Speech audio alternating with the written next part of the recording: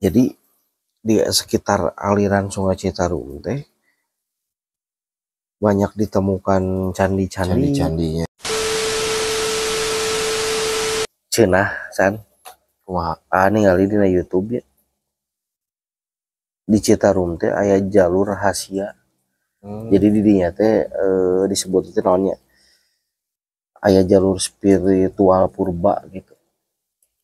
oh tetenya dina jalur aliran sungai nantinya. Jadi di dinya teh banyak rahasia tersembunyi lah di Citarum di teh. Citarum teh. Di mulai hulu ka hilir teh meureunannya. Iya, kan urang mah nya berdekatannya. Ya. Kabilang deket lah Cianjur mah gitu. Yang Sungai Citarum mah orang tinggali videona san. Sok coba.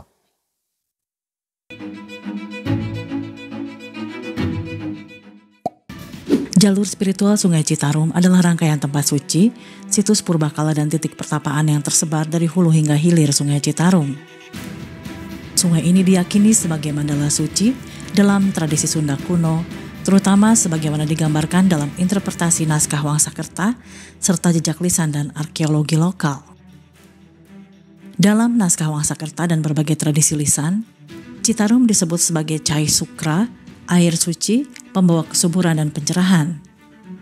Mengalir dari pegunungan ke laut kidul, melambangkan perjalanan spiritual jiwa dari awal kesadaran yang disebut sebagai hulu hingga moksa yang disebut sebagai hilir.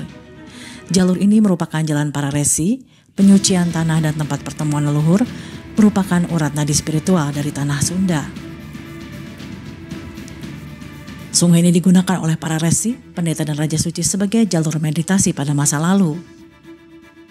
Tak heran kuil dan candi kecil dibangun di sepanjang jalur untuk menjaga titik energi dan tempat bertapa. Tentunya ini juga dihubungkan dengan konsep Mandala Galuh, pusat kerajaan dan spiritualitas, berhulu di Gunung Wayang dan mengalir ke Laut Jawa.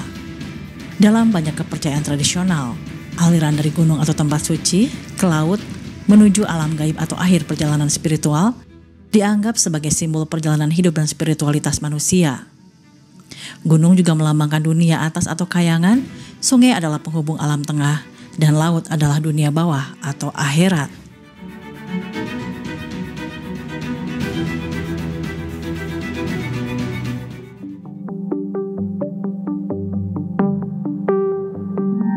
Para Brahmana dan Raja kuno tampaknya membangun candi di titik-titik tertentu, bukan sembarang tempat, karena mengikuti jalur spiritual yang disebut sebagai ajaran Siwa dan Tantra. Dari pegunungan suci ke tempat suci di pesisir, Citarum adalah jalur pemujaan. Candi-candi yang tersebar di jalur Citarum ini kebanyakan bernafaskan Siwaisme, yaitu sebuah aliran kuno yang menekankan meditasi, kesunyian dan penyatuan dengan alam. Namun arsitektur dan lokasi beberapa situs seperti Cangkuang dan Cipaku menunjukkan pengaruh lokal yang kental. Beberapa candi di sepanjang Citarum ini menunjukkan ciri kultus siwa dan dewi-dewi yang kerap terhubung dengan praktik spiritual tingkat tinggi seperti yoga, meditasi dan pemujaan unsur alam. Sungai dan Siwaisme sering dianggap sebagai manifestasi sungai Gangga surgawi, sehingga keberadaan sungai besar seperti Citarum memiliki nilai spiritual penting. Jika ditarik garis, banyak situs di sekitar Citarum membentuk pola linear atau spiral yang tidak acak, melainkan seperti jalur ziarah atau jalur inisiasi. Hal ini mirip dengan ley lines atau jalur energi yang dikenal dalam kepercayaan berbagai budaya kuno.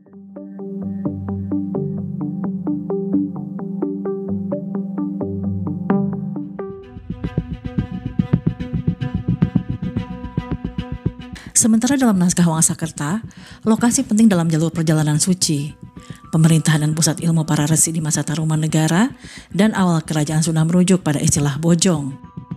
Namun sayangnya naskah ini tidak menyebutkan koordinat geografis modern seperti nama kabupaten saat itu. Untuk itu peneliti melakukan interpretasi berdasarkan konteks naratif geografi alam dan arkeologi. Dalam Pustaka Raja-Raja Ibu Minusantara dan Pustaka Negara Kertabumi, Bojong disebut sebagai tempat bertapanya para resi, tempat menurunkan ilmu di kaki gunung, dekat hulu Citarum, tempat para pendeta dari timur dan barat berkumpul. Dari dugaan lokasi Bojong berdasarkan naskah dan geografi, menurut para peneliti dan pengkaji naskah Wangsakerta seperti Zainal Abidin, Hasan Zafar, Ayat Ruhaidi, serta Agus Aris Munandar yang secara tidak langsung menyebutkan ada kawasan Bojong di sekitar Sungai Hulu Citarum. Jalurnya adalah Majalaya, Cililin, Pacet. Dan dengan adanya nama-nama desa seperti Bojong Kunci, Bojong Asih, Bojong Emas di sekitar Hulu Citarum yang masih bertahan hingga kini, mungkin menyimpan lapisan nama toponim kuno yang berubah seiring waktu. Sementara di dekat hulu Sungai Citarum dataran tinggi yang menghadap pertemuan beberapa anak sungai, di mana salah satu lokasinya yang disebut dalam naskah, yang sangat cocok dengan deskripsi tempat para rahyang menyucikan diri, tempat awal mula perjalanan suci menuju Laut Selatan. Lokasinya di Kecamatan Kertasari, Kabupaten Bandung. Tempat ini disebut sebagai Candi Bojong Mas, yang dugaan sementara fungsinya adalah tempat pertapaan, pemujaan atau mandala suci pada masa lalu. Dalam interpretasi teks Wangsakerta sendiri menyebutkan bahwa di kaki gunung tempat para rahyang menyepi, tempat air pertama keluar dari bumi dan ilmu diturunkan, dari Bojong menuju Laut Kidul. Para pendeta suci berjalan. Ciri-ciri ini cocok dengan posisi Bojong Mas yang dekat mata air hulu Citarum jalur selatan yang mengarah ke Cangkuang dan Galunggung, kemudian menyambung ke pesisir selatan. Lalu masih dari area Bandung, ditemukan juga penemuan Bojong Menje. Candi ini terletak sangat dekat dengan daerah aliran Sungai Citarum Hulu. Dari dua bukti candi ini, bisa membuktikan bahwa naskah Wangsakerta yang menyebutkan akan adanya jalan cahaya atau jalur suci yang dimulai dari daerah Bojong, yang kemungkinan mencakup Bojong Mas dan Bojong Menje, bisa dibuktikan.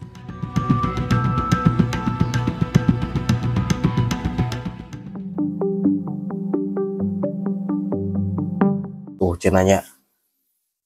Jadi di sekitar aliran Sungai Citarum teh banyak ditemukan candi-candi Candi-candinya. gitu. Nyameureun kan ayu urang mah dulu budayana Hindu teh nya. Jadi non teh aya kultur amun nyambung tina cerita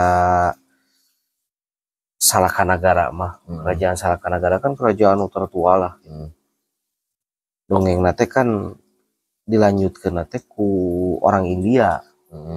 Ya akhirnya kebudayaan Hindu teh bersatu jeung Sunda. Yang Sundanya. Ya Gitu. sampaikan ka eta kan banyak temuannya candi-candi Ya di di sekitar sekitar aliran itu Sungai Citarum gitu. yang mana yang nama kan dengan analogi kena sama jeung Sungai Gangga teh meureun ai baheula mah. Yang meureun leluhur urang kadinya. Ayo urang pada ayeuna ieu mah hanya sekedar budaya gitu nya. Menggali sejarah. Menggali sejarah gitu. Urang teh meureun untuk naon ya, bukan untuk menghidupkan ajaran mah. Ya mah supaya sejarah tidak hilang gitu, bahwa dulu teh pernah terjadi seperti ini gitu. Tak itu barai Sunda Sadayana tong hilap di like, di komen, sareng di subscribe. Yuk.